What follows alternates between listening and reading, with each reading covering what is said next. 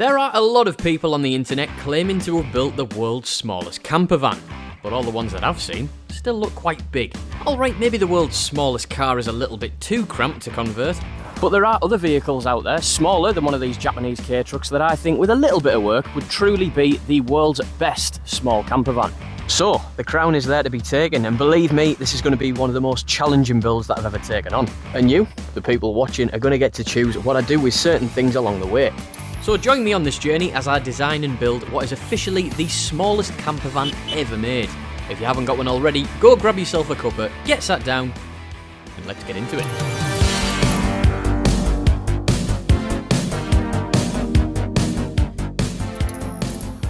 Right, let's quickly discuss what I mean when I say camper van, because I don't mean a micro car with a bit of wood in, or a smart car with an awning zipped on the back of it. I mean something that you can pull up at a campsite in,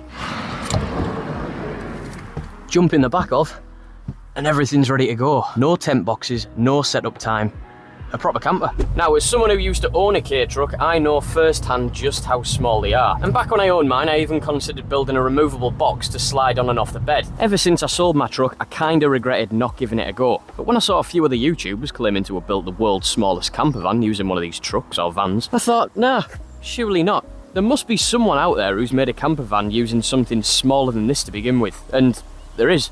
There's a few builds using 𝙁𝙊𝙄𝙉𝙊𝙆, which are essentially a three-wheeled Vespa with a box on the back. And I even found a BMW 𝙁𝙊𝙄𝙊𝙄, which is an extremely cool conversion too. But they're all three-wheelers, so inherently they're going to be quite unstable to drive, unlike one of these. So the criteria for me then is to build a four-wheeled, fully contained camper van in a wheelbase that's smaller than this. And to do that, I'm going to need a vehicle.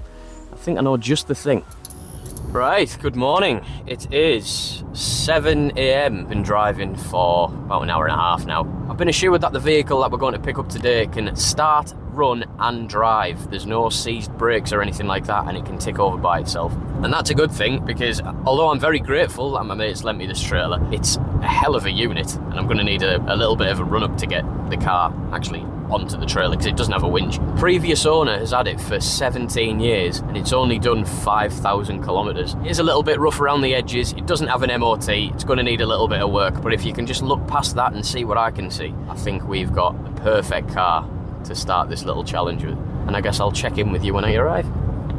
See you in a bit.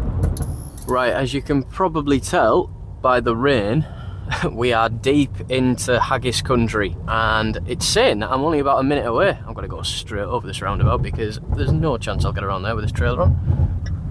Where am I going? Where is it? Is it around here? I'm going to have to do some reversing now with the trailer on here. Oh!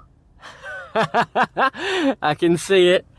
I do just want to say before I go and have a look at it, genuinely thank you to everyone who watches these videos, every subscriber, every viewer. I've had no sponsors on the channel really, so it's just been people who watch, people who've followed along. It's all accumulated in a pot, and that's what's paying for this. So without you people watching, yeah, I wouldn't be able to do daft stuff like this. Right, I need to go find the owner. Nah, it looks class. He's got some weird things here, honestly, I'm gonna have to show you. Right, so I have arrived. If you take a sneak peek over this fence, got limos. On the other side, we have wedding cars, and in the middle,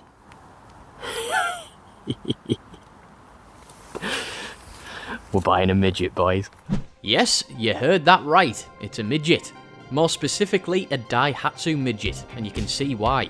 It is tiny. It's a Japanese K-truck, so that means it has the obligatory 660cc engine putting out an arm-wrenching 32 brake horsepower to the rear wheels. And it was imported from Japan to Scotland back when it was only 3 years old, in 1999. So for the last 26 years, it's had the stunning weather this part of the world has to offer, beating down on it every day.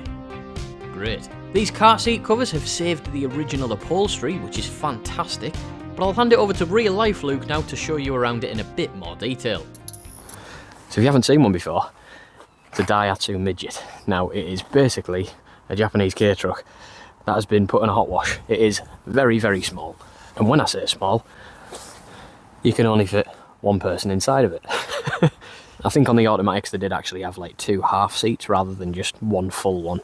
But as you can see, instead of a 3-speed automatic, we are the 4-speed manual. Now this car, you might be wondering, why the hell is it all pink? Well, as you can probably tell by this pink limo, and the rest of the limos that are dotted around, this was used as like an advertising tool. That's why this frame is put up on the top, because it had signage for the pink limo business. Got the signs over here actually, I'll show you.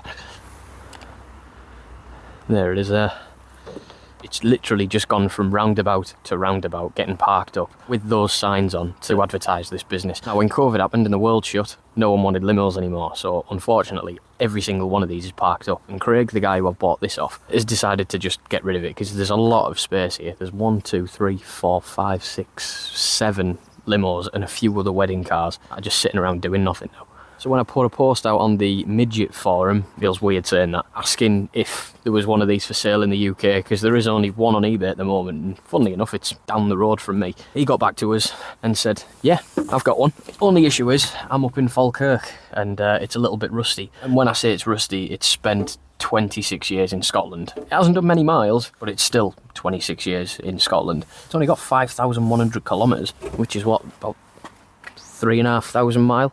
But things like these window seals are going to be a bit of a pain to get hold of. All of that water that's gone through those seals have ended up at the bottom of the door. Bottom of one of the 2 doors, I should say. It's really weird having 2 doors in a car that's this wide. But yeah, we have a bit of a rusty driver's side door. You can see underneath.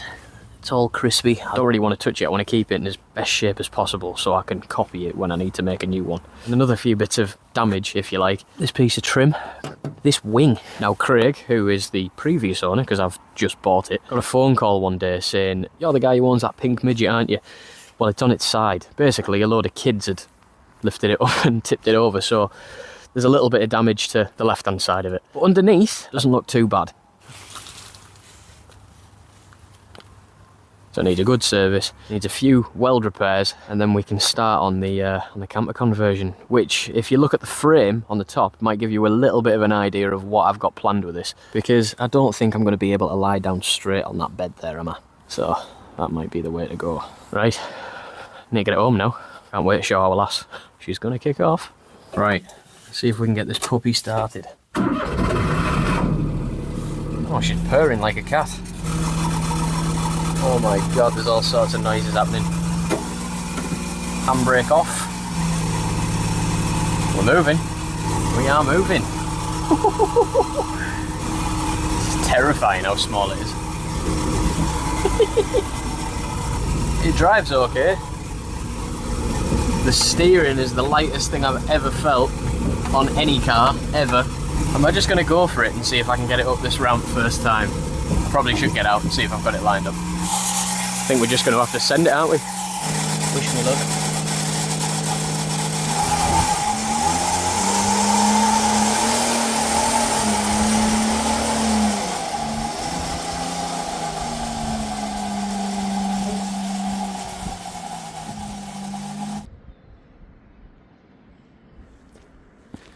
Stupendous. It does help that the guy who lent me this trailer has one of these, and it's been sat on it for some time, so you can see where the tyre marks are. So that's exactly where I needed to be.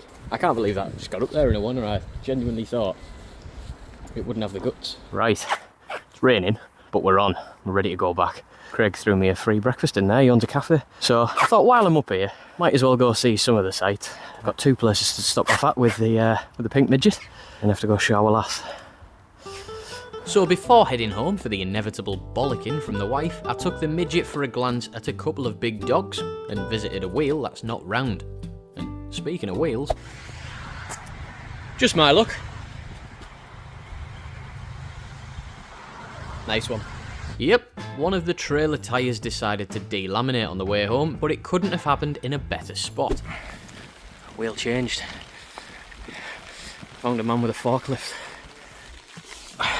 Just in the nick of time. What a legend. Right, let's get back home. Fucking hell. Now it's back home, I thought you'd probably want to see how the little Daihatsu compares to a standard size K truck.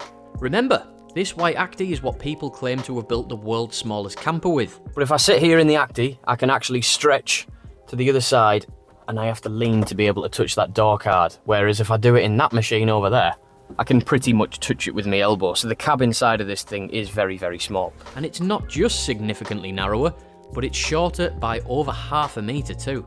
Now the good thing about these Honda Actis is even though they are so small, the beds are actually pretty big. In fact, they're bigger than most modern pickup beds. Whereas the Daihatsu's bed is only big enough for a single pallet. Ideal for delivery drivers in the back streets of Tokyo, not ideal when you're trying to sleep in it. Which leads me nicely onto what I'm going to do with this thing. It is going to need a lot of work, this thing. As you can probably hear, it's running like a bag of spanners at the moment. I've got a throttle that's stuck wide open. I've got a binding front left brake, so it's dragging me to the left all the time. I keep getting slapped in the face by the headliner too.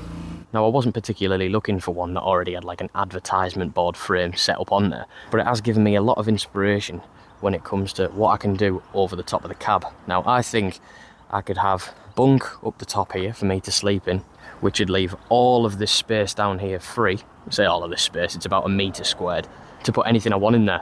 Now this is a YouTube project, and I think there's only a few creators that I've seen that have actually had the genius idea of letting the people at home who watch these videos, who basically fund stupid stuff like this, to make some decisions. So what I think I'm going to do is, across Instagram and YouTube, the two main social media platforms that I use, I'll run some polls on things that I can't make a decision on. Like, do I want to remove the bulkhead? So the things like, what style of wheel do you want? What colour do you want it to be painted? I think those are all things that I'm eventually going to ask once I've got this back frame on and I kind of know what I'm doing with it, because it's going to need a lot of resto work. It's not exactly like I can just bolt the frame on the back and we're done. Could mean the build goes in a very different direction to how I envisage it at the moment, but there could also be some very, very good ideas. We've obviously got crusty bits down here. There's some crusty bits under there which were well hidden, and I haven't had it up on a lift yet to see just how bad it is underneath. Looking at the state of the exhaust, that looks quite solid, so fingers crossed everything else is as well. So, next episode, the plan is to make a start on it. I think what I'll do is remove this frame off there. I'll always keep it for some dimensions because the back does fit pretty well, but I don't even know where to make a start really. Everywhere needs a bit of attention, so I think I'm just going to throw myself in the deep end and start taking bits off. Right, well, I hope you guys are as excited as I am for this build. Again, thank you for supporting the channel this far. For someone who does this in the spare time, to be able to say YouTube has funded a project like this is bonkers, so it's really appreciated. If you know of any midgets being broken in the UK, or know of anyone who might have some parts that they want to get rid of, ping me a DM, I'm sure they'll all come in handy at some point. And remember, I want your help on making some of the big decisions on this thing, so head over to the community page on my channel to get involved, or alternatively, you can go over to my Instagram and vote on there. But yeah, thanks for watching. Remember to like the video if you enjoyed it, subscribe if you're new around here, leave a comment, all that good stuff, and I'll see you in the next one. Bye!